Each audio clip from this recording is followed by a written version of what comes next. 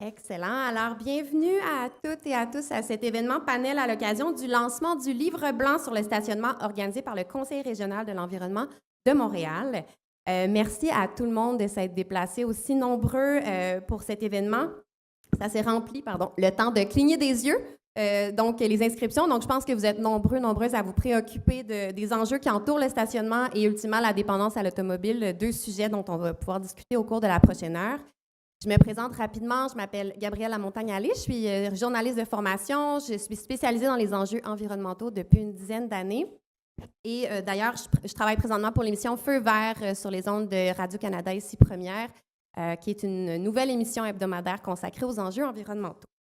Alors, je suis très heureuse que le CRE Montréal ait pensé à moi pour animer cet événement parce que je pense qu'on a la preuve ce matin, on accorde une place de plus en plus importante dans les médias aux enjeux de mobilité durable et à tous les enjeux qui entourent notre dépendance à l'automobile. C'est une bonne nouvelle, je pense qu'on en parle davantage, mais on a parfois l'impression de ne plus savoir par quel bout prendre de cet enjeu-là. On peut avoir l'impression aussi parfois de tourner en rond. C'est un enjeu qui est très difficile auquel on doit s'attaquer. Et on questionne rarement, je pense, la place du stationnement.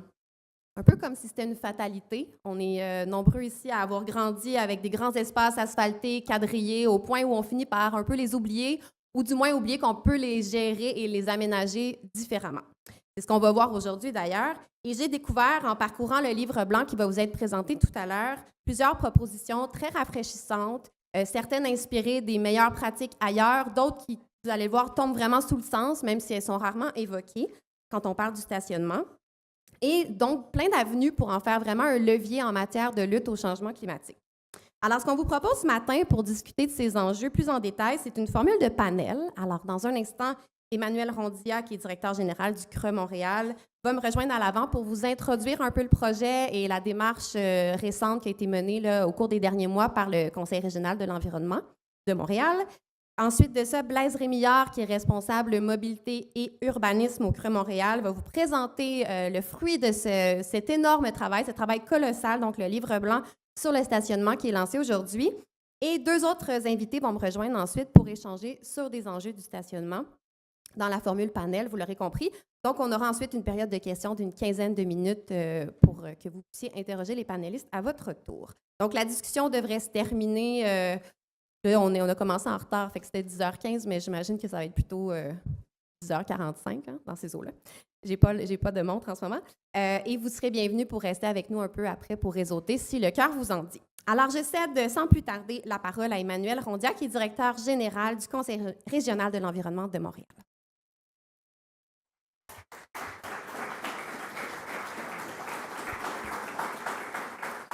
Donc, bonjour à tous, bonjour à toutes. C'est vraiment un plaisir de vous retrouver ce matin pour le dévoilement du livre blanc sur le stationnement. C'est vraiment le fruit d'un travail de plusieurs mois intense de toute l'équipe qui va vous être présentée aujourd'hui. Un travail qui fait déjà du bruit, vous avez pu le constater dans les médias hier et aujourd'hui. C'est un bel exemple en fait du type d'action que le CRE mène au quotidien. Notre volonté, c'est vraiment d'amener les décideurs, d'amener les institutions, les organisations à faire preuve d'ambition en matière de changement climatique, en matière d'aménagement du territoire, en matière de protection de la nature. Puis, pour y parvenir, nous sommes vraiment force de proposition. Notre volonté, c'est vraiment de mettre des propositions sur la table, des propositions ambitieuses, des propositions qui peuvent déranger parfois, mais pour faire progresser le débat et faire avancer les choses, parce qu'on le sait, les enjeux climatiques nous amènent à agir rapidement et de façon intense. Le stationnement, c'est un peu une marque du commerce du CRE. Je pense que ça fait maintenant plus de 20 ans que l'organisme se penche sur les enjeux de stationnement, sur la gestion, sur l'aménagement. En 2014, on publiait un guide qui s'appelle toujours en fait « Le stationnement, un outil incontournable pour la mobilité ». C'était un peu les bases d'un dialogue qui, depuis, n'a pas cessé de s'amplifier sur les questions de stationnement et d'aménagement du territoire. On sait, le stationnement a une dimension émotive, irrationnelle parfois, mais notre volonté, c'est d'amener la réflexion avec tout le monde, de réfléchir aux solutions et aux méthodes et aux moyens d'accompagner les changements. On a eu l'occasion de réitérer l'importance d'agir sur le stationnement à de multiples occasions dans le cadre de consultations publiques, dans le cadre de mémoires. Vous pouvez lire pas mal les derniers mémoires qu'on a produits à l'ECPM. On revient souvent sur l'enjeu du stationnement qui est un des éléments clés dans l'aménagement du territoire et dans le développement de nos quartiers. Plusieurs projets et démarches aussi nous occupent en matière de stationnement depuis plusieurs années. La démarche stationnement éco-responsable, qui depuis 2020 s'étend dans 5 régions administratives du Québec et intègre l'attestation stationnement éco-responsable. Notre collègue qui porte la démarche, Romain, je pense, est dans la salle, au fond de la salle. On travaille aussi beaucoup sur la question de la réglementation, puis le livre blanc en fait partie.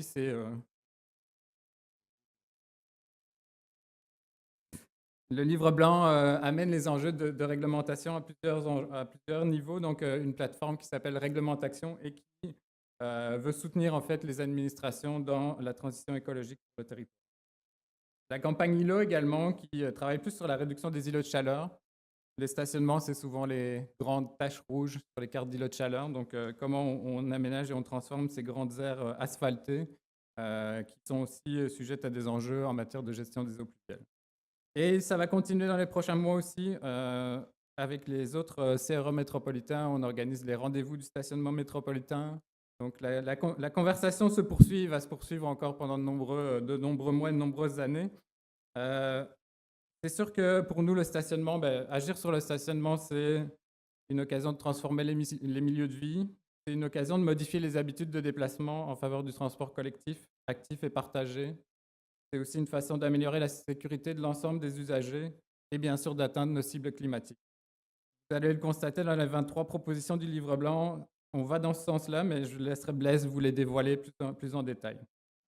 On a aussi une conjecture très favorable actuellement avec au Québec la politique nationale d'architecture et d'aménagement du territoire et son plan d'action, la révision du plan métropolitain d'aménagement et de développement à l'échelle de la CMM aussi, qui est un momentum à saisir, et l'élaboration du plan d'urbanisme et de mobilité par la Ville de Montréal. Donc bref, de multiples occasions de mettre le stationnement au cœur de la planification du territoire. Enfin, le livre blanc, c'est l'aboutissement d'un travail de plusieurs mois, un travail de recherche, de concertation, de priorisation et de synthèse. Pas facile de dégager 23 propositions et un nouveau pacte de mobilité durable en restant concis, mais en allant quand même au fond des choses. Je tiens donc à souligner le travail exceptionnel de toute l'équipe, en particulier Blaise Rémillard, Noémie Lefrançois et Connor Cordingley, qui depuis des mois travaillent sur le document.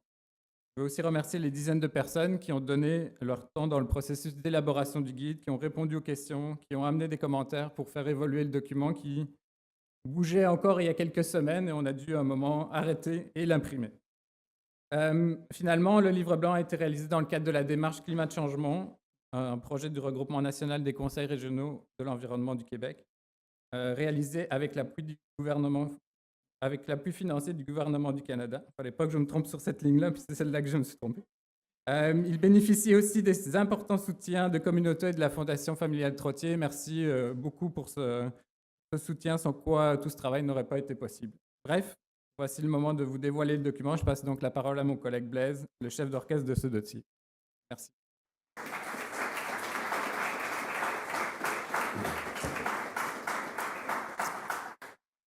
Merci. Alors, je joins ma voix pour remercier également mes collègues, les partenaires qui ont travaillé à ce livre, les partenaires financiers. C'est vraiment une démarche formidable et puis on voit qu'on est en train de mettre la question une nouvelle fois à l'agenda des décideurs et puis la population montréalaise. On est très content déjà de la réception. Alors, vous avez compris que je vais présenter rapidement les grandes lignes du livre blanc. Évidemment, je me donne un 10 minutes, ce ne sera pas suffisant là, pour aller en profondeur de chacune des propositions qui ne dispensera pas une lecture attentive des 23 propositions. J'en ai sélectionné quelques-unes, les plus importantes au début, puis on va voir si on se rend jusqu'à la fin avec les propositions bonus et puis qu'on couvre l'ensemble. Alors, vous avez compris, le titre, c'est pour une mobilité efficace, équitable, écologique à Montréal.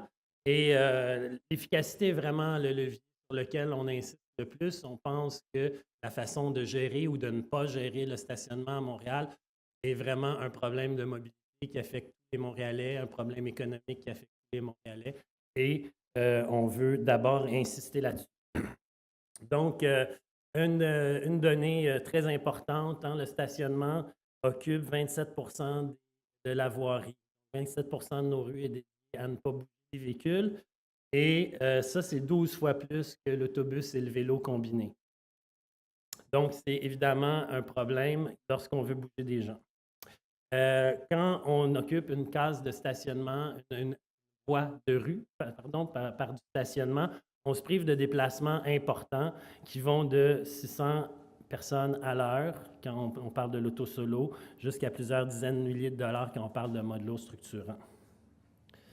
J'ai dit des dollars, hein, c'est ça? Excusez-moi, je suis mélangé dans mes données. Alors, c'est des humains ici, à l'heure.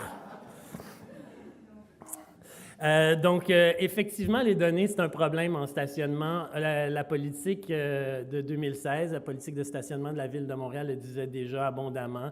On ne connaît pas bien combien de stationnements on a, on ne sait pas qui les utilise, quand, que ce soit pour le transport des marchandises ou pour le transport des personnes. C'est très difficile de comprendre qu'est-ce qu'on fait avec tout cet actif. Puis je répète, c'est 27 % de nos rues, c'est colossal. Alors, on salue beaucoup l'arrivée de l'Agence de mobilité durable de Montréal qui s'attaque là déjà à cette problématique, puis qui a lancé un programme là, pour faire la revue de toutes les bordures de rue et faire l'inventaire de la bordure de rue. Salut M. Chevreau dans le fond de la salle.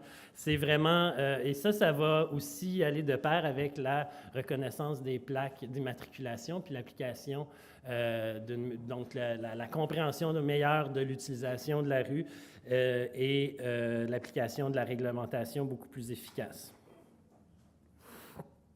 Au niveau de l'équité, bon, ben, on a déjà dit un problème d'équité avec le partage de la rue. Il faut se rappeler qu'il y a 30 % des ménages montréalais qui n'ont pas de voiture et puis que ces gens-là font en sorte que notre réseau routier fonctionne, qu'il n'est pas complètement congestionné, et puis qu'on peut se déplacer à Montréal en automobile. On veut que ce nombre de ménages-là augmente aussi pour des questions climatiques, évidemment, donc avoir moins de voitures à Montréal. Une chose qu'on nous dit souvent, c'est il faut que ça aille avec une meilleure offre. Évidemment, il faut que ça aille avec une meilleure offre, et puis il faut vraiment se doter d'indicateurs plus précis pour mesurer où est la bonne offre, ou jusqu'à quel point on est dans un manque d'offres. Ici, on a trouvé l'indicateur de potentiel de vie active des quartiers qui mélange des données sur la densité, la mixité, l'offre de transport collectif actif, la trame routière. Et puis, donc, on voit que quand même, là, il y a une bonne partie de la population montréalaise qui loge dans des quartiers qui sont très accessibles à un mode de vie sans voiture. Et puis, on peut se donner des moyens pour augmenter ce potentiel de vie active-là, par exemple en reconvertissant des espaces de rue pour des transports collectifs de qualité ou en réaménageant des espaces hors rue pour développer des services de l'immobilier, des logements, etc. Une autre objection qu'on nous pose souvent, c'est la question des ménages à faible revenu. Et quand on regarde ça de plus près, ici, on a une carte où on regarde quels sont les quartiers qui sont économiquement défavorisés sous la médiane, et puis quels sont aussi ceux qui sont défavorisés en matière de mobilité. Alors ça, c'est les quartiers critiques desquels il faut se préoccuper. Mais je vous montre cette carte-là pour vous dire que ce n'est pas toute l'île, pour vous dire qu'il y a beaucoup de gens qui ont les moyens, qui ont une mobilité résidentielle, qui ont des choix de mobilité différents et puis qui peuvent se déplacer. Puis il y a d'autres quartiers dans lesquels il va falloir vraiment accroître l'offre, accroître le potentiel de vie actif pour favoriser ces ménages-là. La valeur du stationnement sur rue. Donc, je vous disais qu'on a beaucoup de ressources consenties au stationnement. Donc, on a au moins 450 000 cases sur rue qui sont gratuites à Montréal, des cases qui ont une valeur de 1 275 $ par année. Donc, c'est un encouragement à l'automobile d'une valeur de 500 millions de dollars par année. Donc, c'est colossal. On parle d'un nouveau SRBP9 à tous les 18 mois. On parle d'une nouvelle esplanade tranquille, 7 nouvelles esplanades tranquilles à chaque année. On parle de 700 km de routes resurfacées. On parle de centupler le budget d'aide aux personnes itinérantes à Montréal. Donc, c'est énorme, 500 millions de dollars par année. Un demi-milliard. Excusez-moi, je suis perdu dans mes chiffres. 500 millions, un demi-milliard. Alors, dernier volet, la mobilité écologique. Donc, on le sait qu'on a un défi au niveau des émissions de carbone de la voiture et qu'on doit électrifier notre parc de véhicules le plus rapidement possible et être prêt surtout pour la fin de la vente des véhicules à essence neufs d'ici 2035. Alors ici, on a le petit graphique de l'étude qui commence à dater du CIREG qui montre que sur un cycle de vie complet, une voiture électrique émet 80% moins de GES. Ça, évidemment, il y a plein de bémols à ajouter là-dessus. Puis, le problème, un des gros problèmes qu'on a, c'est qu'on a rarement dans des véhicules comparables, les gens ne passent pas d'une Civic à une Civic électrique, mais ils passent d'une Civic à un SUV électrique. Et donc, ça fait jouer beaucoup ça. L'autre donnée qu'on a, c'est que on n'a pas de certitude quant à la disponibilité des véhicules, quant au prix des véhicules, et c'est très incertain. C'est un pari très risqué de miser seulement sur l'électrification pour réduire nos émissions de gaz à effet de serre. Et les leviers que vraiment la ville contrôle résident beaucoup plus dans le partage de la rue puis l'aménagement. Je vous recommande le bon rapport de l'électrification de l'automobile individuelle à la réduction du parc. Si ça vous intéresse, c'est dans les sources du livre blanc. Ensuite de ça, une chose qu'on dit aussi dans le livre blanc, c'est que si nous avons un moindre succès dans notre réduction de la dépendance à l'automobile, dans l'atteinte de nos cibles de réduction de gaz à effet de serre, nous allons nous retrouver en surplus de stationnement. Si effectivement on réduit la part de l'auto-solo de 25 %, si effectivement on augmente la part modale du transport collectif et actif comme c'est prévu dans les plans, il y aura trop de stationnement. Alors, il faut donc s'engager dans un plafonnement de l'offre, voire une réduction de l'offre de stationnement à l'échelle de l'île. Des mécanismes qui peuvent nous aider à aller là. Retirer les ratios minimums de toutes les typologies sur tout le territoire. Ça nous semble essentiel que ce soit les promoteurs qui déterminent le bon nombre de cases de stationnement et qu'on ne leur impose pas d'en construire plus pour rien. Je crois que le dernier arrondissement en date à avoir retiré ces ratios un minimum, c'est celui de Villeray-Saint-Michel, Parc Extension, hier soir. Bravo. C'est ce soir. OK. Excusez-moi. Je vis avec un petit 24 heures d'avance de ce temps-ci. Donc voilà, ça fait juste du sens économiquement pour tout le monde.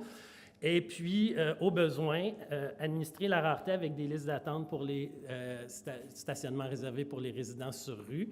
Donc ça, c'est quelque chose qu'on voit déjà à Toronto. C'est simplement de dire l'espace est limité, on doit le mesurer, on ne doit pas vendre plus de vignettes que d'espace, puis on doit informer les citoyens qui arrivent dans un quartier s'ils vont pouvoir arriver avec une voiture de plus sur l'espace public ou pas. Et donc, c'est un système simple pour administrer cette rareté-là. Finalement, j'y vais avec les bonus. Donc, l'optimisation de l'utilisation des espaces existants, c'est excessivement important. On parle de mutualisation. On parle aussi de toute la recharge hors rue. Donc, de ne pas transformer nos rues en stations de recharge, ça va être excessivement important dans les prochaines années. Accélérer l'adaptation des espaces à pérenniser. Donc, on travaille sur la réglementation, mais la réglementation, c'est un levier qui est lent, qui est trop lent pour l'urgence climatique. Donc, nous, ce qu'on dit, la Ville doit se doter de normes et doit jouer de l'écofiscalité pour transformer le stationnement non résidentiel. Donc, que la taxe sur le stationnement des uns serve à améliorer l'aménagement des autres pour les surfaces qu'on va tendre à pérenniser à Montréal, donc de stationnement en rue. Voilà, je m'arrête ici, puis on va pouvoir poursuivre avec le panel et puis les questions de la salle plus tard.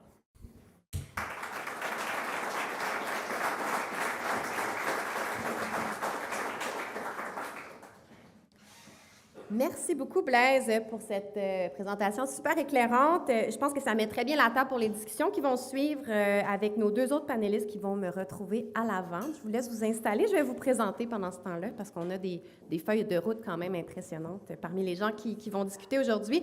Donc, Blaise, que vous avez pu entendre, va faire partie des panélistes, mais on accueille aussi Catherine Morancy, qui est professeure titulaire à Polytechnique Montréal. Donc, Catherine Morancy, pour ceux et celles qui ne la connaissent pas, elle est ingénieure civile et professeure titulaire au département des génies civils, géologiques et des mines de Polytechnique Montréal. Elle est titulaire de la chaire mobilité qui s'intéresse à la mise en œuvre de la durabilité en transport, ainsi que la chaire de recherche du Canada sur la mobilité des personnes qui se penche sur les interactions entre les différents modes de transport. Elle est aussi membre du conseil d'administration de la STM et de l'Agence de mobilité durable de Montréal, ainsi que du comité consultatif sur les changements climatiques du gouvernement du Québec.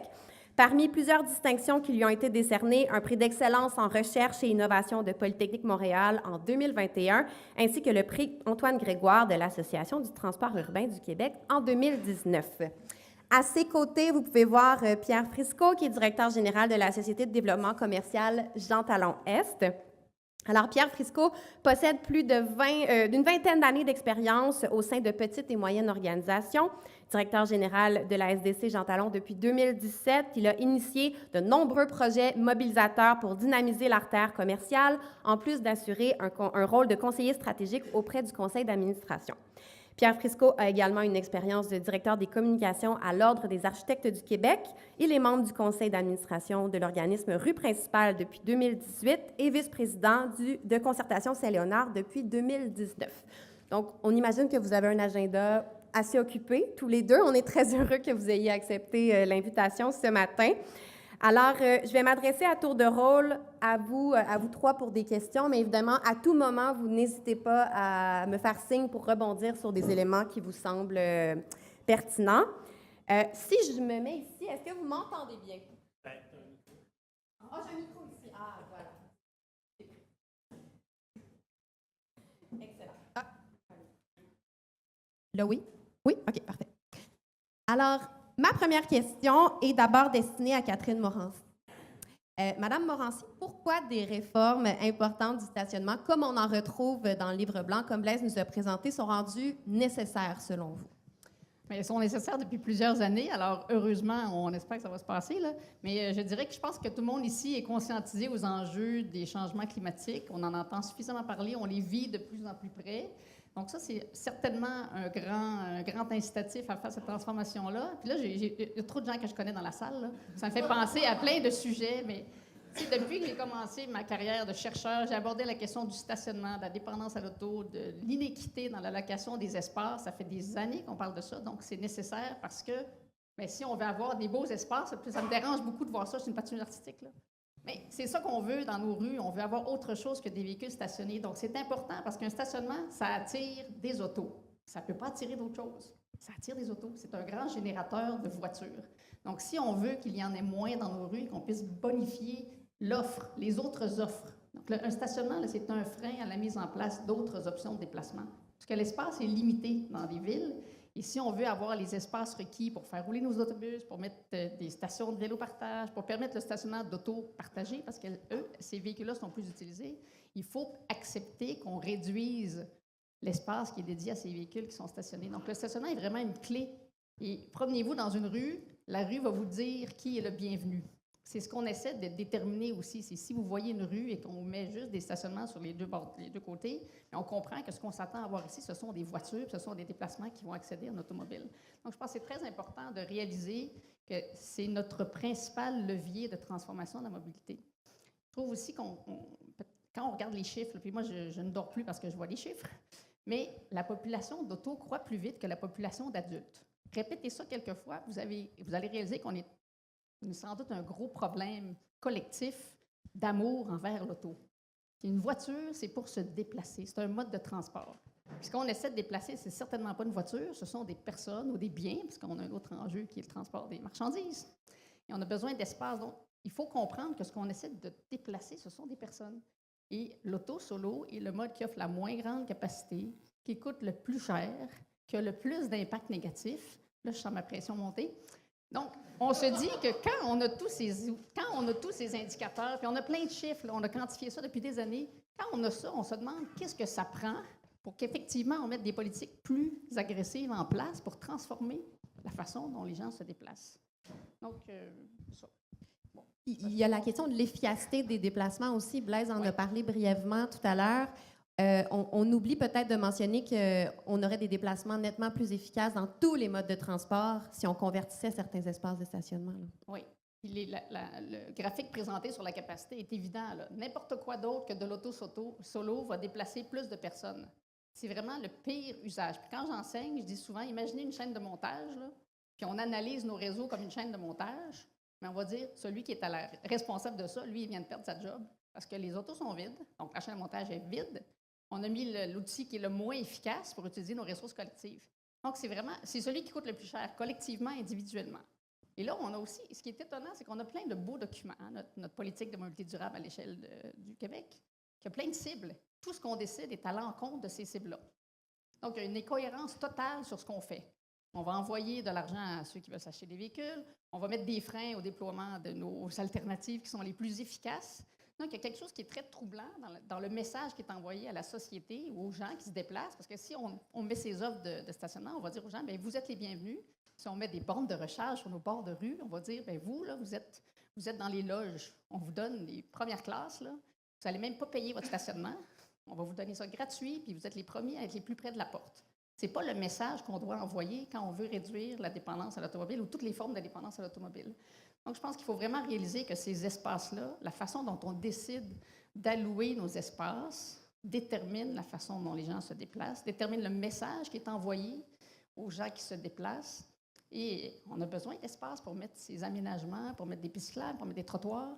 Et on n'est pas en train de faire de vol d'espace, parce que ce sont des choses qu'on entend aussi dans les médias. On ne va pas voler des espaces, mais on ne vole pas, on récupère, parce que l'allocation actuelle est très inéquitable. Ça a été mesuré, là, il y a plein de belles références dans le document.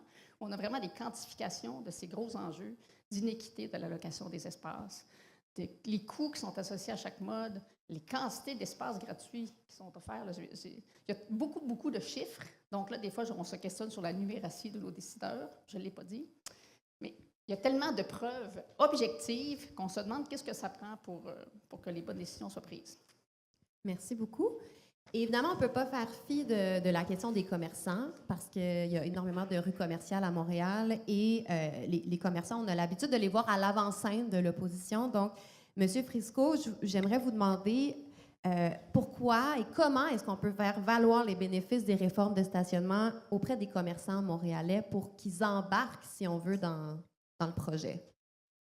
Je ne voudrais pas faire de peine à personne ici, mais je vous annonce tout de suite qu'il n'y a pas de recette miracle pour faire ça.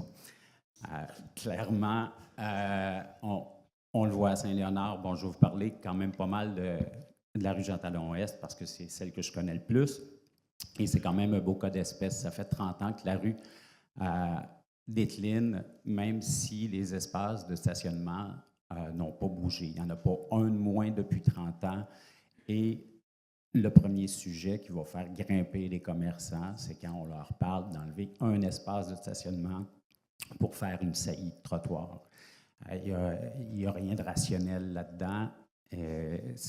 Ça vient les chercher comme ça vient chercher de n'importe qui, n'importe quel automobiliste, n'importe quel citoyen qui a une voiture puis qui pense que se faire enlever son stationnement, ça va l'empêcher de vivre. Mais à Saint-Léonard, c'est un peu ça. Donc, comment on fait pour arriver à convaincre des commerçants? Peut-être qu'il faut leur offrir de la prévisibilité quand on fait des transformations. Encore là, depuis 5 ans, à Saint-Léonard, on devait avoir une transformation de la rue, un réaménagement. Ça a été repoussé pour la création de la ligne bleue, si on finit par prolonger cette station-là. Mais depuis 5 ans, tout ce qu'on a dit aux commerçants, c'est « ouais, le projet qu'on avait prévu pour vous, il est sur la glace, puis il ne se passe absolument rien. On va arriver demain matin, on va leur présenter probablement des gros changements au moment où il va falloir le faire. Ils vont encore une fois se braquer. C'est quand même assez classique. Pourtant, on pourrait très bien prendre les bons exemples qu'il y a eu. On en a un qui ne s'est pas nécessairement très bien passé pendant le projet, c'est-à-dire le réseau Express Vélo sur Saint-Denis. On a un peu de données là-dessus. Ça serait un beau moyen, un beau projet à utiliser comme exemple, parce que de toute façon, sur Jean-Talon aussi, éventuellement, il va y avoir le réseau Express Vélo. Mais pour ça, il faut commencer d'avance. Il faut l'expliquer aux commerçants, leur faire comprendre qu'un stationnement, ça ne magasine pas. Un stationnement, ça ne rentre pas dans leur commerce. Tout ce qui est important sur une rue commerciale, c'est d'avoir plus de gens dans les commerces. Pour ça, ben, ça veut dire que ce soit des piétons, que ce soit des cyclistes, que ce soit des automobilistes, mais on a besoin de ça.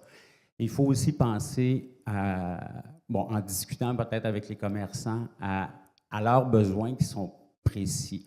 Je vais prendre l'exemple d'une autre piste cyclable qui est celle sur Bellechasse, qui a été réalisée il y a 3 ans, et où on a enlevé tous les stationnements, ce qui était probablement une très bonne chose. Mais on a oublié, puis jusqu'à maintenant, ça n'a toujours pas été réglé, qu'il y a des besoins pour du stationnement pour la livraison, par exemple. Puis ça, il n'y a pas un endroit sur la rue où il y a un stationnement pour la livraison. L'espace existe, il suffirait de le planifier, faire des espaces de débarcadère, peut-être un à chaque coin de rue. Mais ça, il faut le prévoir, il faut discuter, il faut regarder c'est quoi les besoins réels. Ça ne va pas empêcher qu'on va quand même se battre avec des commerçants qui ne veulent pas perdre de stationnement. Je ne voudrais pas faire une histoire sensationnaliste ici, mais je dois rappeler qu'il y a 2 ans, il y a une jeune fille qui a été tuée au coin de Val-d'Ombre et Jean Talon. Et on a appris la semaine dernière, dans un reportage de la presse, que l'origine de ça, c'était une chicane de stationnement. On ne parle pas de rationalité ici. C'est 2 commerçants qui se sont chicanés pour un stationnement, puis c'est monté dans leurs familles respectives. Puis finalement, il y a une jeune fille qui, elle, n'était pas visée, mais elle a reçu une balle, puis elle est morte. Pour quelque chose de complètement stupide. Donc, il faut penser un petit peu à tout ce côté irrationnel quand on discute de projets comme ça. Ceci étant dit, il faut aussi que les villes, mais dans notre cas, c'est Montréal, aient des visées très claires. On ne sait pas trop pour l'instant qu'est-ce qui se passe un peu partout. Quand on enlève des stationnements, il faut qu'il y ait un projet derrière ça. Il faut expliquer aussi aux gens. Pas juste foutre un chantier qui crée un peu le bordel, comme ça a été le cas sur Sainte-Catherine, et ça va l'être encore pendant quelques années, mais vendre ton projet, avoir des illustrations, bien montrer ce qui s'en vient. Chez vous, si vous refaites la cuisine, ça va être le bordel pendant 3 mois. Ça va être épouvantable, mais vous savez ce qui s'en vient à la fin. Puis ça, c'est quelque chose qui peut aider à vendre les projets à nos commerçants. Mais ceci dit, il n'y a pas de recette miracle. Je vous écoute, puis ça me fait vraiment penser à Stephen Guilbeault, notre ministre de l'Environnement, qui disait à notre émission à Feu vert en entrevue cet automne, pour un autre sujet, mais il faut sell the beach, il faut vendre la plage. Il disait, les agences de voyage, c'est ça qu'elles font. Hein, elles ne vous vendent pas la tente à l'aéroport, les douanes. Non, elles vous vendent ce qui est au bout, c'est la plage. C'est un peu ça que j'entends ici, c'est qu'il faut vendre la plage aux commerçants. Puis oui, il y a des étapes pour arriver là, mais il y a quelque chose de beau au bout, en fait, qui les attend potentiellement. Ça m'amène à ma prochaine question. Si on se penche sur le cas de la Ville de Montréal, la Ville a pris beaucoup de leadership sur les questions de stationnement dans les dernières années, entre autres avec la création de l'Agence de mobilité durable plus récemment. J'aimerais savoir, à vous 3, en fait, qu'est-ce qui fonctionne bien actuellement, qu'est-ce qui fonctionne moins bien, puis et surtout vers où on doit aller si on veut relever les défis du stationnement. Madame Morancy, voulez-vous vous lancer? Bon, je peux me lancer. En fait, vous savez que je siège sur le conseil d'administration de l'agence. C'est pas parce que je m'ennuie, c'est parce que c'est une idée lumineuse. Et quand ça a été créé, cette agence-là, j'ai fait « Wow! Qui a eu cette brillante idée d'intégrer donc la gestion du stationnement, mais de l'amener sous la perspective de gestion des espaces pour le bénéfice de tous? » Et je pense que c'est vraiment le changement de perspective qui est fondamental de cette agence-là. C'est que là, on ne se préoccupe pas uniquement de l'automobiliste qui se cherche un espace et où on va le tarifer. On se préoccupe de l'ensemble, et là, je vais dire des bénéficiaires et de ceux qui subissent les impacts négatifs de la façon dont on aménage nos espaces. Et ça, c'est brillant.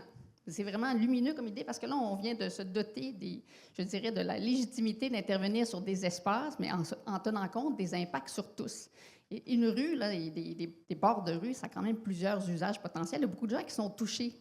Et souvent, je parlais d'altruisme dans les déplacements. Je disais, si l'automobiliste était plus altruiste, donc il réalisait quand il se déplace qu'il il entre dans le milieu de vie de quelqu'un d'autre, peut-être qu'on aurait des comportements différents. C'est ce qui se passe quand je me déplace en auto, j'amène mes externalités dans un milieu de vie. Donc, je pénalise ceux qui sont finalement là et qui ne vont pas nécessairement bénéficier de la façon dont la rue a été aménagée.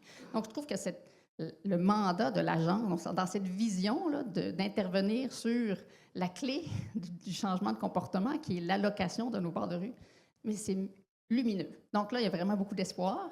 Donc, je suis emballée par cette idée. Et je pense que c'est vraiment cette idée de voir le stationnement. Donc, cet espace peut être dédié à du stationnement, mais peut aussi être dédié à d'autres usages. Et ça, c'est vraiment là où on vient modifier le mandat de voir ces rues. Et je pense que c'est très important aussi que dans cette perspective-là, puis c'est certainement très urgent ici, l'appel, mais ça, c'est comme dans mes cours, là. Bon. Excusez, déformation. Mais qu'est-ce que j'allais dire? C'est certainement très urgent. Très urgent. Je ne sais plus ce que j'allais dire. Mais c'est pas grave. Non, mais il y avait quelque chose de super important là, qu'il faut que je dise. Puis, je ne sais plus. Au moins, ce n'est pas mes enfants qui me snappent. Bon, OK. Mais en fait, je ne sais plus ce que j'allais dire. On passe à monsieur. J'ai vraiment un oui, blanc c'est pas grave, ça reviendra. Mais je peux dire d'autres choses. Mais... Ah oui, non, je sais ce que je voulais dire. Merci. Ça, c'est les changements de perspective. Mais en plus, la moitié de ma vie, c'est de parler des données. Puis là, je voulais parler des données. C'est que dans le mandat de cette agence, on a compris aussi qu'il faut quantifier. Puis ça, j'ai essayé à plusieurs reprises, mais j'ai essayé, parce que dans la politique de stationnement, les données qui sont là, on a tout fait pour essayer de valoriser les piètres informations qui étaient disponibles et automatiser la capacité à instrumenter notre connaissance de ce qui se passe sur les bords de rue. Là, il faut vraiment mieux gérer et mieux s'instrumenter pour savoir combien il y en a des espaces, et pas juste combien, mais à travers le temps. Parce que vous savez, on parle de gestion des espaces, mais là, c'est la gestion des espaces-temps. Parce qu'on peut changer l'allocation d'un espace à travers l'année, les mois, les jours, les heures. Et ça, c'est fondamental qu'on ait les données pour le faire et qu'on ait un instrument qui permette justement de changer ces allocations-là pour s'adapter à la façon dont les gens se déplacent. Mm-hmm. Je m'excuse. Et M. Frisco, de votre côté, est-ce qu'on a vu dans les dernières années des mesures ou des exemples qui ont bien fonctionné dans des rues commerciales à Montréal et qui peuvent servir à vendre la plage, justement? Ah ben oui, comme je l'ai dit, il y a la rue Saint-Denis, mais les exemples de piétonisation sont magnifiques. Moi, j'habite à côté de la rue Mont-Royal, puis on se rappelle la première année combien il y a eu de gens qui ont rouspété quand on a fait la rue. On est allé chercher Michel Tremblay pour qu'il vienne se plaindre du plateau, qu'est-ce qui était devenu. C'était la catastrophe annoncée. On a fait un projet la première année qui était à peine bricolé parce qu'on l'a fait très vite. On a répété le projet l'année passée, c'était magnifique. On peut pérenniser des projets comme ça. Je pense que Montréal en bénéficierait amplement. On peut voir aussi des exemples comme la rue Sainte-Catherine dans le village. Si vous remontez dans le temps, on demande aux commerçants avant s'ils avaient trouvé ça intelligent de fermer la rue tout l'été. Les commerçants étaient pour la plupart contre. Et c'est comme ça partout. Chaque fois que tu fais un projet de ce type-là, allez voir à New York. New York est un exemple magnifique. On devrait vraiment s'inspirer beaucoup plus parce que c'est quand même une ville nord-américaine où il y avait de la circulation, il y avait les rues n'étaient pas faites pour les piétons. On a transformé énormément de choses, puis les commerçants ne veulent plus retourner en arrière. On a des projets comme ça à Montréal. Faut s'en inspirer. Ça ne veut pas dire faire des rues piétonnes partout. Ça veut peut-être dire faire des rues partagées où on se sent à l'aise. La rue Saint-Hubert a été transférée, n'a pas été piétonnisée, mais il y a un espace maintenant clairement dévolu aux piétons. Les cyclistes se sentent à l'aise parce qu'il n'y a plus personne qui va au-dessus de 30 km sur cette rue-là parce qu'elle est rendue tellement étroite. Les aménagements amènent beaucoup de changements. Si je reviens à ma pauvre rue Jean-Talon, bien, il y a beaucoup de travail à faire parce qu'elle est extrêmement large, parce qu'on n'a pas de parcomètre sur la rue, ça fait qu'on ne peut même pas savoir avoir des données. On n'a rien du tout.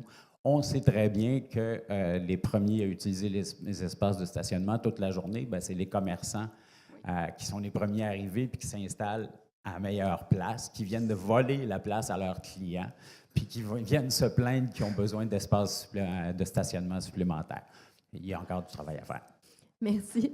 Et Blaise? Oui, ben je porterai la lentille sur le stationnement en rue. On a beaucoup parlé de stationnement sur rue, mais il faut savoir qu'à peu près la moitié de l'offre de stationnement, elle se retrouve en rue sur des terrains privés. Et on sait à quel point ces espaces-là sont des îlots de chaleur. On sait à quel point ils sont imperméables et que c'est un problème pour la gestion de l'eau dans un climat qui est en train de changer, avec des averses de plus en plus soudaines et abondantes, avec des canicules de plus en plus fréquentes et désastreuses.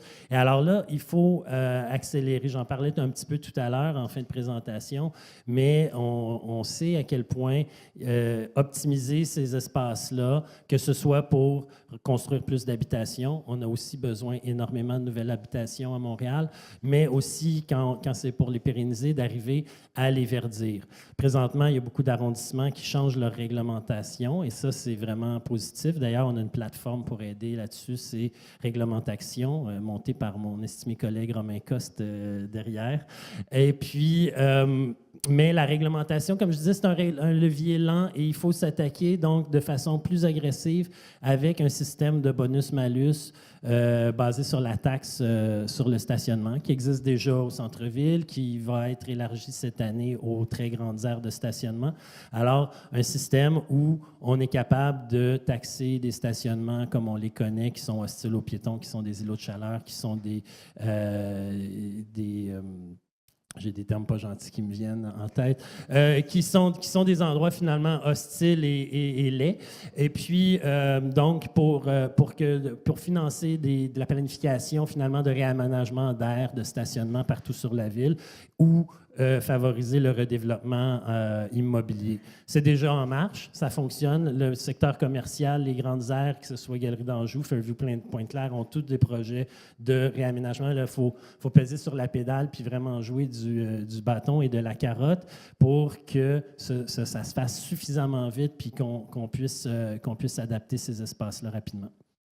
On a relevé plusieurs fois la question des données, l'absence de données, le besoin d'avoir un portrait global, entre autres du taux d'occupation des stationnements. Parce que moi, quand j'entends le mot stationnement dans mon quotidien, c'est généralement accompagné de « il manque de stationnement, j'ai pas trouvé de stationnement, j'ai tourné en rond 10 minutes pour trouver du stationnement ». Fait qu'on a plutôt l'impression qu'on en manque plutôt qu'il y en a trop. Mais est-ce que c'est faute d'avoir accès à l'information finalement, puis qu'on aurait des surprises si on y avait accès? Effectivement, l'accès à l'information est crucial parce que la perception des gens, c'est souvent parce qu'ils se déplacent en pointe en même temps que tout le monde pour aller faire la même chose. Et là, ils arrivent dans un stationnement qui est très occupé. Le reste de la journée ou de la semaine, ça se peut qu'il soit très peu occupé.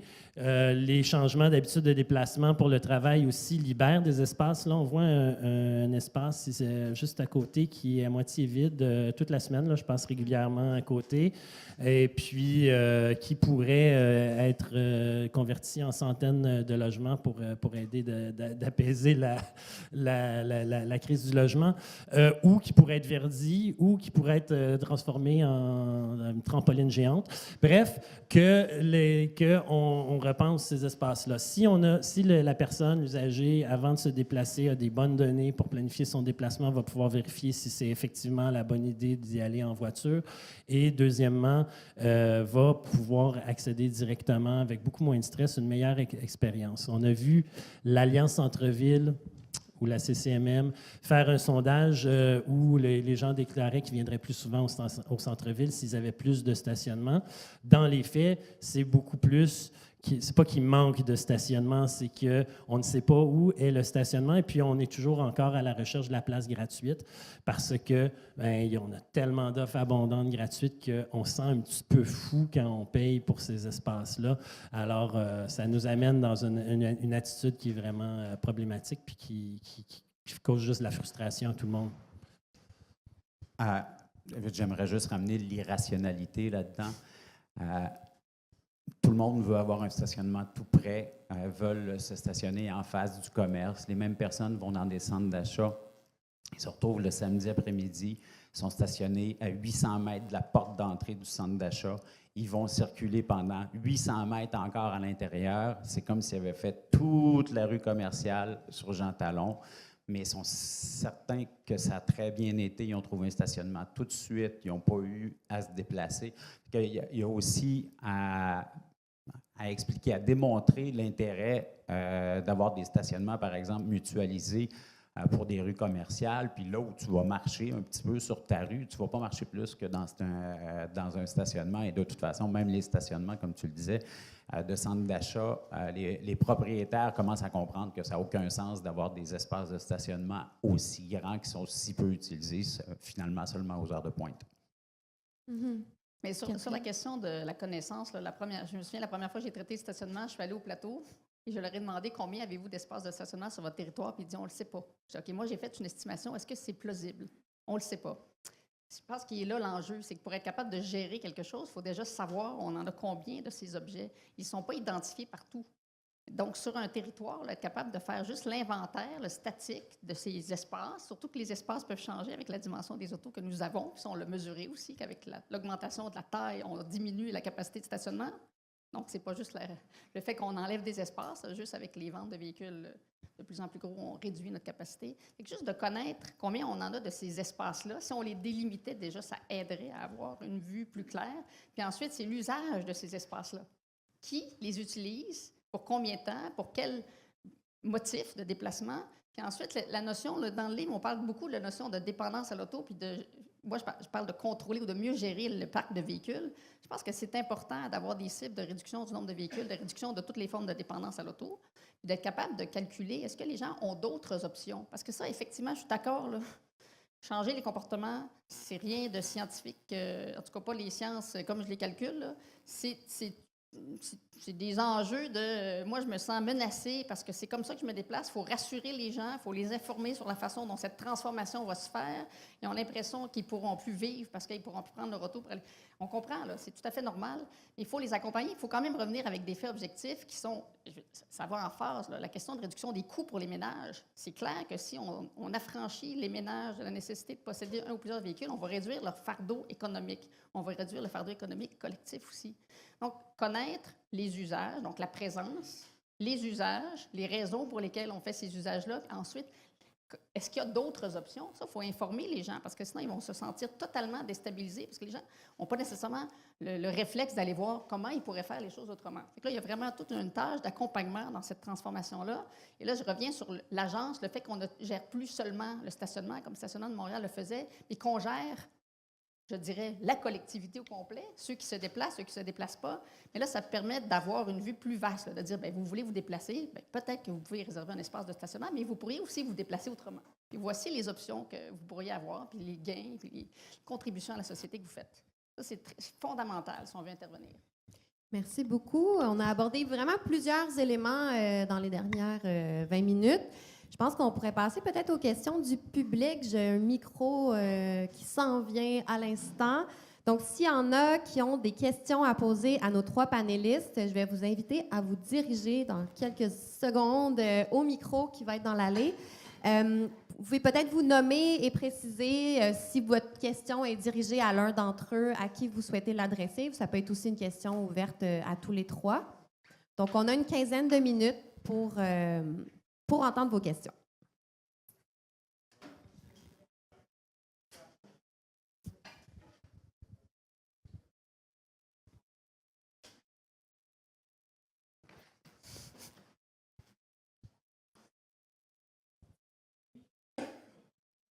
Oui. Alors, merci. Ma question, en fait, s'adresse à vous 3, mais peut-être plus particulièrement à M. Rémillard. Mon nom est Linda Gauthier. Je suis conseillère principale au RAPLIC, qui est un organisme en défense des droits des personnes en situation de handicap. Je n'ai pas eu le temps de lire vraiment ce qui a été fait, votre produit, votre merveilleux livre blanc, M. Rémillard. Mais j'aimerais savoir si, de vos 23 propositions, il y a quelque chose qui est fait pour les personnes en situation de handicap quant au débarcadère, quant au stationnement, de la façon que c'est utilisé, de la façon que c'est répertorié pour faire du pouce sur ce que vous disiez, Mme Morancy. C'est très important pour moi de le savoir. Je me suis déplacée ce matin et je pense que je suis une des seules qui est à mobilité réduite, là.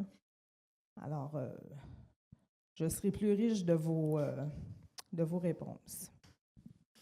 Nous abordons la question de l'accès universel avec la question de la recharge des véhicules, donc les infrastructures qui sont présentement pas adaptées. Donc, ça doit faire partie des normes d'aménagement, des stationnements.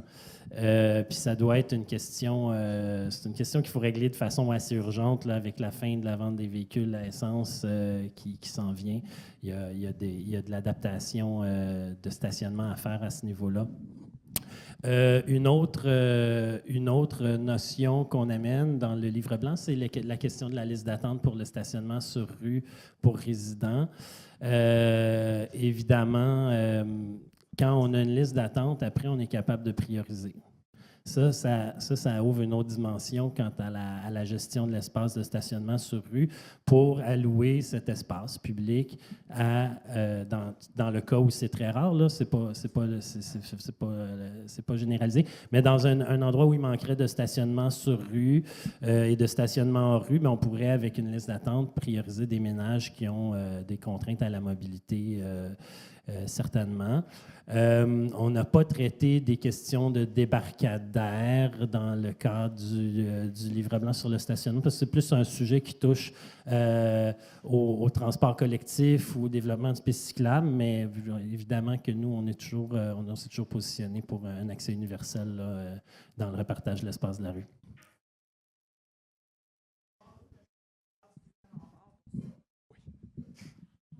Madame Morancy, vous dites que les stationnements, les personnes en cherchent toujours.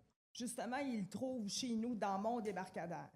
Puis c'est là que le bas me blesse énormément. Puis de voir qu'il n'y a rien qui a été prévu dans vos recommandations, ou si peu, ou de façon vraiment superficielle, M. Rémillard, je trouve que vous avez vraiment, je suis désolée de vous le dire, mais manqué. Parce que c'est quelque chose que moi, j'ai contribué à répondre à vos questions, à vous alimenter sur la problématique, justement, des stationnements pour personnes en situation de handicap. Puis, je vois qu'on n'a rien fait, encore une fois. On n'est jamais dans les priorités, puis vous dites, il faudrait se pencher là-dessus. Vous devez vous pencher là-dessus. Voilà. Oui, en tout cas, on s'en reparlera, là.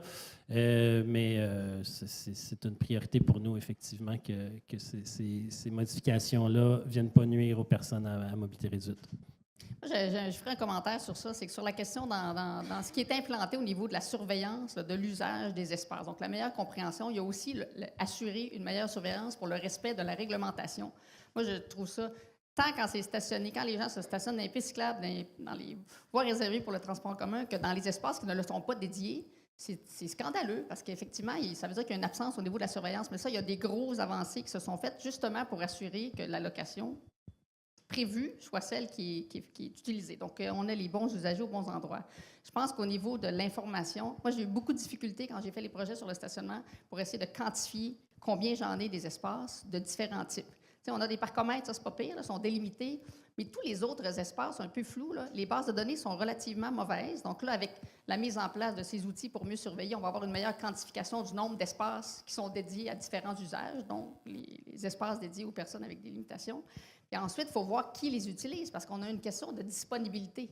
Si on ne sait pas combien de gens en ont besoin, fait qu'on n'a pas une capacité de connaître combien de gens sont en situation d'avoir besoin de ces espaces-là, c'est extrêmement compliqué de les gérer. Fait que je pense qu'effectivement, peut-être que ça peut être plus explicite, là, mais assurer une meilleure surveillance de la réglementation puis assurer une meilleure connaissance des types de stationnement va permettre de savoir quel diagnostic on peut porter. Là. Mm-hmm. Merci beaucoup. On a une autre question. Bonjour, Ron Rayside.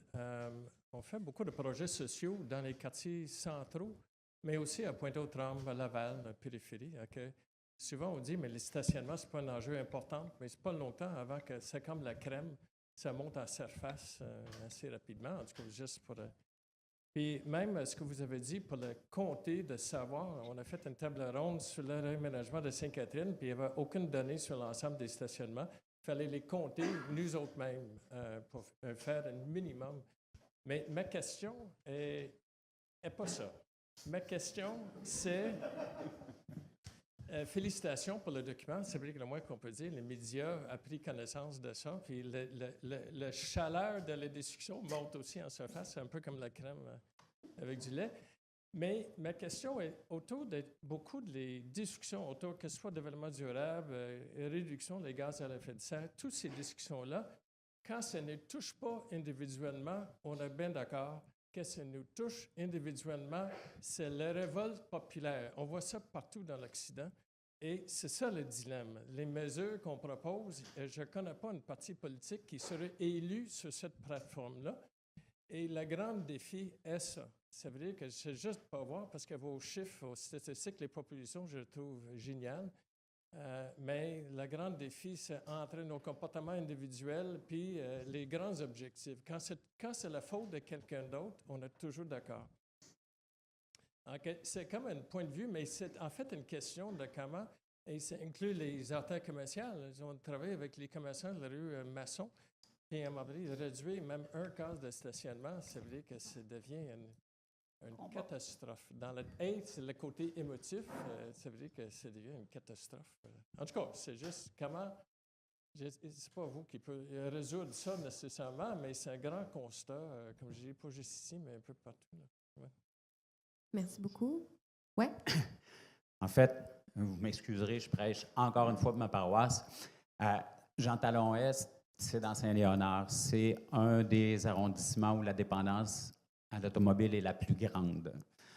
Il y a le projet de ligne bleue qui s'en vient, qui est prévu pour 2029, l'ouverture. Il y a aussi un réseau express métropolitain qui doit passer dans l'autre sens.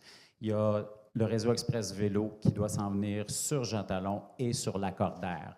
Tout ça devrait se faire dans les 6-7 prochaines années. Si on prend le temps de bien faire les choses, si on commence à documenter tout de suite l'achalandage, transformer la mobilité, accompagner les changements de mobilité, on peut mesurer les changements presque en temps réel et voir comment on peut aussi les orienter. Ça pourrait être une très belle expérience pilote qu'on pourrait peut-être appliquer ailleurs. Comment ça se fait des changements de mobilité? Parce qu'on part vraiment du plus loin qu'on peut partir, à peu près à Saint-Léonard. Là. Il n'y a presque pas de transport en commun. Le vélo, c'est à vos risques et périls. La marche, c'est dangereux. Les personnes en situation de handicap ne marchent pas sur la rue Jean Talon, ne roulent pas non plus. J'ai déjà demandé à une dame qui devait avoir 75 ans pourquoi elle utilisait sa marchette dans la rue plutôt que sur le trottoir, puis elle me disait que c'était parce qu'elle avait peur de se casser la gueule sur le trottoir. Donc, on part vraiment de très loin. On pourrait mesurer, comparer, voir aussi avec d'autres arrondissements qui n'ont pas vécu ça pendant le même temps. Avoir des données aussi pour les commerces. Les commerces vont être les premiers à dire que leur chiffre d'affaires a baissé, mais on n'a pas de vraies données là-dessus. On pourrait avoir des ententes avec le gouvernement du Québec pour avoir accès aux données de Revenu Québec pour les tronçons de rue. Bref, il faut mesurer, il faut comparer. Je pense que ça serait une des meilleures façons d'arriver à implanter des bons projets, des bonnes transformations sur des rues commerciales. Moi, je voulais juste dire que tant que les gens vont avoir l'impression de faire un sacrifice, ils ne changeront pas de comportement ou ils vont être fâchés de faire le comportement qu'ils ne veulent pas faire parce qu'ils vont se sentir obligés. Donc, si on ne veut pas que ça ait l'air d'un sacrifice, il faut que l'option la plus durable, si j'utilise ce mot sacoche, soit la plus attractive, puis c'est pas le bon mot, attrayante. Il faut que ça soit la plus efficace, la plus confortable, la plus sécuritaire. Il faut que ça soit la meilleure. Il faut qu'elle soit sexy, cette option. Et là, c'est pas ça qu'on fait. Tu sais, on fait faire des détours aux piétons en faisant des traversées en... Qui fait ça, traverser par 3 feux rouges, là? Ça marche pas. Fait qu'il y a quelque chose, mais c'est d'une évidence. Tant que c'est perçu comme un sacrifice, les gens ne changeront pas de comportement. Tant que ça va demeurer l'auto qui est la plus efficace, puis là, on fait abstraction du coût parce que les gens ne tiennent pas compte du coût. Il faut qu'on mette les options en place. Et ça, il y a plein de terminologies dans nos médias, là, le cannibalisme entre nos réseaux de transport en commun. Il y a plein de choses là, qui n'ont aucun sens sur la façon dont on présente ces options. On sacrifie un morceau de rue pour mettre une piste cyclable. Mais non, on est en train d'offrir une nouvelle option pour que les gens aient le choix. Et ça, tant qu'on ne change pas, même dans le discours sur les changements de location, on va avoir un problème à convaincre les gens. Parce on ne devrait pas avoir à les convaincre. Ça devrait être évident quel est le meilleur choix. On a quand même beaucoup de choses à faire. Hein. Je pense aussi qu'il y a une communication à faire autour de la notion de gaspillage des ressources publiques et de l'espace autour du stationnement. Là. La donnée comme quoi une case vaut 1 275 $ sur rue par année, dont les gens bénéficient gracieusement pour stocker un véhicule, pour aller à leur chalet 2 fois par mois. Tu sais, ça, c'est... faut le communiquer. Quelle est cette ressource qui est privatisée par une personne? La même chose, je pense, dans le développement immobilier. On a parlé à des promoteurs, nous, qui nous ont dit, à cause des ratios de stationnement, je suis obligé de construire trop de stationnement. Et puis, mes clients ne sont pas prêts à l'acheter au coût coûtant. Hein, quand on fait de l'excavation puis qu'on est rendu au 2e sous-sol, ça coûte excessivement cher. Ça peut monter au-dessus de 50 000 $ par case. Et ils ne sont pas capables de les vendre à ce prix-là. Qu'est-ce qu'ils font? Ils partagent la facture dans toutes les habitations et puis ils vendent le stationnement encore à rabais à des gens, ensuite de ça, qui vont pouvoir le revendre ensuite, financé par leurs voisins de condo.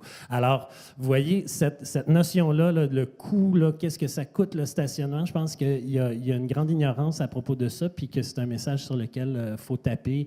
La ville n'est pas pauvre, là, elle a 500 millions de valeur de stationnement qu'elle donne gratuitement à une catégorie de citoyens. Merci beaucoup. Je vois qu'il y a beaucoup de questions. C'est une bonne nouvelle. Je vous inviterai à les formuler de façon le plus concise possible pour qu'on puisse y répondre le plus possible. Alors bonjour, merci beaucoup. J'étais assez fébrile de ce lancement. Je suis Aline Berthe, directrice générale Voyage et Futé, Centre de gestion des déplacements de l'Est de Montréal et Lanaudière. J'ai aussi un chapeau de présidente, puis j'ai du Conseil régional d'environnement, puis j'ai été assez touchée par votre témoignage, madame.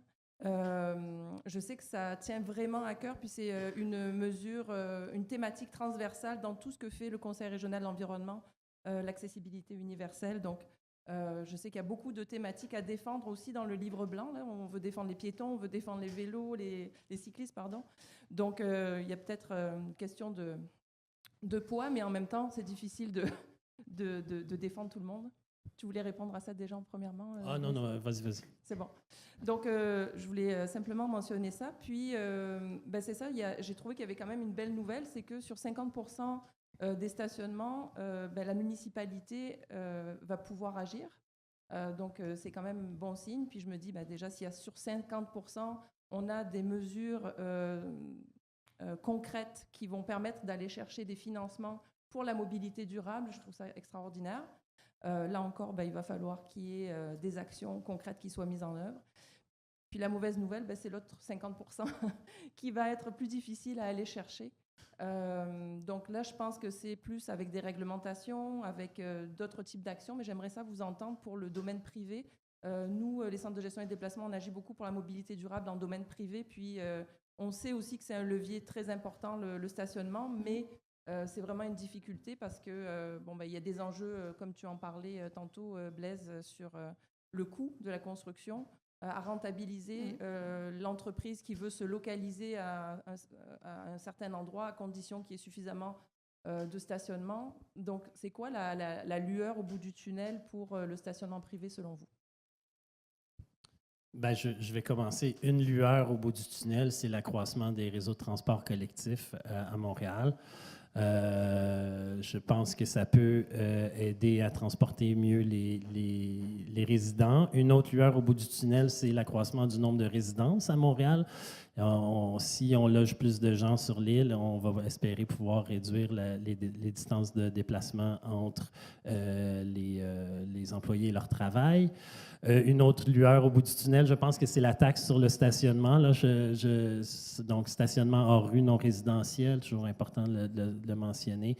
Donc, en taxant à un certain niveau, on va être capable que les propriétaires se questionnent sur leur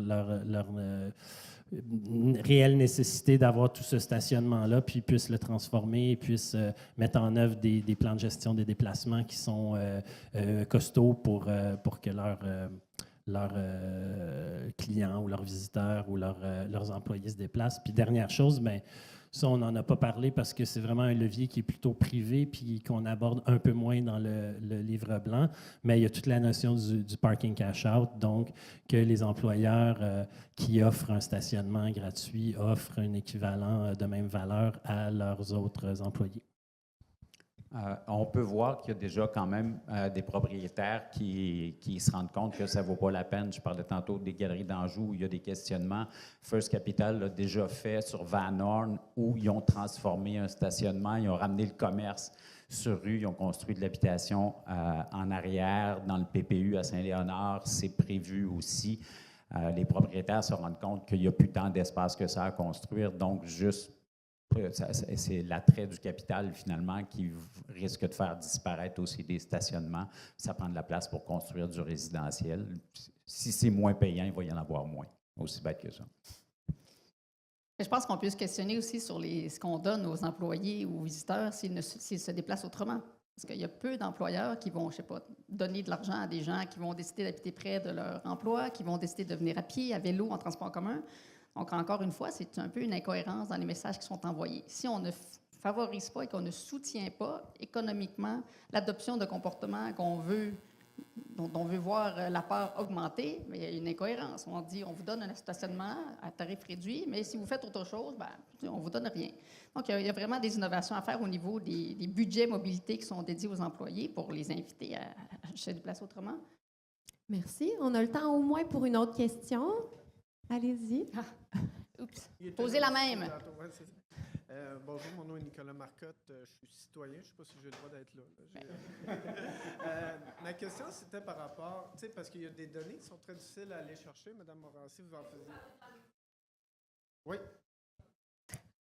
Excusez-moi. Donc, c'est ça, on parlait des données qui sont difficilement accessibles, par exemple, sur rue, le stationnement sur rue, mais il y a aussi des données qu'on a qui sont quand même facilement, qu'on peut aller chercher facilement. Par exemple, on a 2 tours ici, puis probablement qu'il y a beaucoup de stationnements en dessous qui sont créés, qui sont nouvelles d'ailleurs. Puis j'aimerais savoir, est-ce qu'on a ces données-là? Est-ce qu'on peut savoir à Montréal, dans chaque arrondissement? Puis, je veux dire, la question, il me semble, les données sont faciles à aller chercher. Hein? La Ville les a, c'est taxé. Est-ce que la Ville les a? La Ville est là-bas, là. On peut leur demander, est-ce que vous avez les données? Là, je blague. Fait que c'est ma question. C'est pas si trivial que ça. Parce que quand il y a eu la politique de stationnement, moi, j'ai mis une étudiante de maîtrise sur la question du stationnement, puis là, on a interprété les panneaux, parce qu'il y a une base de données de panneaux qui est plus ou moins à jour selon les arrondissements et les villes liées. Là, on a déduit, en tenant compte de la présence des ruelles, de la réglementation, combien il y avait d'espace sur les bords de rue. Bon, au niveau des parcomètres, c'est plus facile parce que, comme je le disais, ils sont délimités, mais on n'a pas nécessairement accès. Mais les stationnements privés intérieurs, si quelqu'un a ces données-là, je les veux. On les taxe? Ben oui, on les taxe. Oui, mais on n'a pas ça de façon... Moi, même la condo, tarification. Mais on peut déjà prendre les données de votre condo. Ouais, c'est ça. Non, mais ce que on a un formulaire à la sortie. Mais c'est pas si trivial d'avoir pour l'ensemble des habitations, les employeurs, le nombre d'espaces, le tarif, parce qu'il y a aussi la perception de non-disponibilité de stationnement est aussi due au fait que les gens veulent être sur rue, payer 1 heure, 2 heures, au lieu d'aller en souterrain alors que c'est pas la même tarification. Plein d'affaires mélangées, là. Puis pour finir, on ne veut pas prendre trop de temps, c'est dire d'un côté, on parle de, dès qu'on fait une série de trottoirs, on dit, on enlève tant de places de stationnement, mais d'un autre côté, regardez combien cette tour-là rajoute de stationnement. C'est facilement 200, 300 stationnements. Dans Griffintown, combien de stationnements ont été rajoutés? Puis cette information-là, elle serait utile quand on veut faire de la sensibilisation sur Twitter, sur Facebook. C'est tout. Merci. Oui, ça permettrait de dire qu'il y a trop de stationnement aussi. Merci beaucoup. Donc, je pense que c'est tout le temps qu'on a pour les questions. Merci à tous ceux et celles qui ont pris la parole pour alimenter le débat, les échanges. Tout était très pertinent, puis on aurait pu en parler encore longtemps, évidemment. Alors, je rappelle en terminant, Blaise Rémillard, vous êtes responsable mobilité et urbanisme au Conseil régional de l'environnement de Montréal. Pierre Frisco, vous êtes directeur général de la Société de développement commercial Jean Talon. Et Catherine Morancy, vous êtes professeure titulaire à Polytechnique Montréal. Un grand merci à vous 3 pour ces propos très intéressants, des témoignages aussi. Merci beaucoup. Alors, J'en profite pour vous mentionner que vous pouvez visiter le site web du CRE Montréal pour trouver plusieurs autres contenus au sujet du stationnement, de même que les pages du CRE sur les différents réseaux sociaux, LinkedIn, Facebook et Twitter. Je vous annonce aussi que le 1er juin prochain vont se tenir les rendez-vous métropolitains du stationnement, un événement de concertation et de mobilisation organisé par les 5 CRE de la région métropolitaine. Donc, les rendez-vous s'inscrivent dans le cadre des travaux de la communauté métropolitaine de Montréal et du Québec sur leurs politiques et plans respectifs, comme la refonte du PMAD et l'élaboration de la politique nationale de l'architecture et de l'aménagement du territoire. En préparation de cet événement du 1er juin, il va y avoir 3 webinaires d'introduction aux enjeux du stationnement qui vont être diffusés à compter du 24 avril. Donc, c'est à surveiller pour ceux et celles que ça intéresse. J'en profite aussi pour vous dire que si vous possédez ou que vous construisez des stationnements et que vous êtes dans la salle ou que vous nous écoutez ce matin, on vous aime quand même. Je blague. Non, mais si vous souhaitez profiter d'un accompagnement gratuit pour améliorer la gestion et l'aménagement, on vous invite aussi à visiter le site web stationnementécoresponsable.com pour découvrir comment vous pourriez recevoir, par exemple, une attestation si vous voulez vous rendre là. Si vous êtes une municipalité et que vous voulez mettre à jour votre réglementation en matière de stationnement pour qu'elle réponde aux réalités aux impératifs de la réalité climatique, vous pouvez visiter la plateforme qui a été mentionnée tout à l'heure, réglementation.com, et voir comment l'aménagement et la planification des stationnements peuvent être mieux réglementés. Alors voilà, c'est tout ce que j'avais à vous transmettre. Merci beaucoup d'être venus en très grand nombre ce matin. On vous rappelle que vous pouvez rester encore un peu avec nous si vous souhaitez réseauter, prendre un café, si le cœur vous en dit, et bonne journée à tout le monde. Merci beaucoup.